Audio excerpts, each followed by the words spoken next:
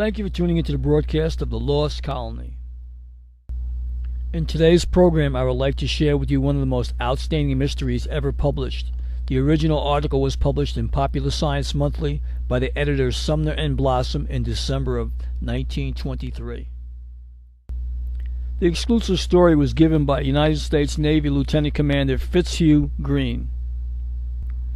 The Navy was planning a transpolar flight of the huge new dirigible, the ZR-1, the Shenandoah, next summer. Here lies the most thrilling possibility that ever faced a single body of explorers. In the center of the unknown area of the Polar Sea may be discovered a vast continent heated by subterranean fires and inhabited by the descendants of the last Norwegian colony of Greenland. So wild is the idea as to tax the gullible imagination, yet it is vividly encouraged and supported not only by history and tradition, but by the searching test of scientific analysis. Witness the astounding facts. Within boundaries of the Polar Sea spreads the greatest unexplored area on the surface of the globe. 1 million square miles on which no human eye has gazed. Most of this enormous wilderness lies on the Alaskan side of the pole. On the European side lies Iceland at a point corresponding roughly to the center of the unknown area.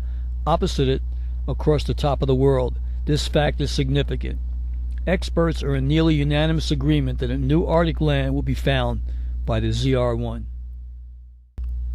Dr. Harris, the title expert in Washington, D.C., long ago declared that the data he had worked out from polar ocean currents all convinced him that the existence of a large landmass near the North Pole is undisputable. Add to this the array of evidence geologists adduce on the basis of terrific volcanic activity along a well-defined line leading up the North Pacific through the Japanese archipelago and the fiery Aleutians and onward toward the pole. This seismic axis plotted on the globe nearly bisects the unknown area of the polar ocean. Further, where this line swung through 180 degrees, it would touch Iceland, one of the most fiercely volcanic spots on Earth. Another significant fact, not many years ago, in a particular open season, the American whaler Captain Keenan reported he saw land northeast of Point Barrow. Peary from Cape Thomas Hubbard sighted distant peaks northwest. Such evidence is incontrovertible. The new continent seems already within our grasp, which leads us to its probable inhabitants. Eric the Red discovered Greenland in 985 AD. He brought back glowing tales of grassy fjords, long sunlit days, game-infested hills, ice pans grooming under their burden of fat seals, and bays teeming with fish. Colonization began at once, and so true did Eric's bright tale prove that the Vikings greatly prospered. In the archives at Bergen may be seen today the receipts for their princely contributions in ivory and oil to the ill-fated Crusaders. The last ship known to have returned to Norway from her Arctic colonies arrived in the year 1410. We read that it brought a rich cargo, that its report was of happy, thriving Norsemen back north, of health and growing independence despite their rigorous environment. The Dark Ages had now passed. Nature bred again in men the will to search her world for knowledge and for wealth. Greenland was rediscovered. Hans Egede established the first modern settlement there in 1721.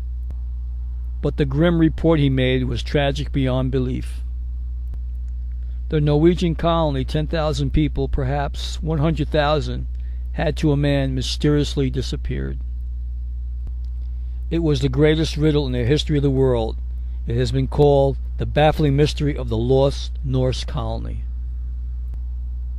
Where did they go? Let us examine where they didn't go. This is a question that can be more easily answered.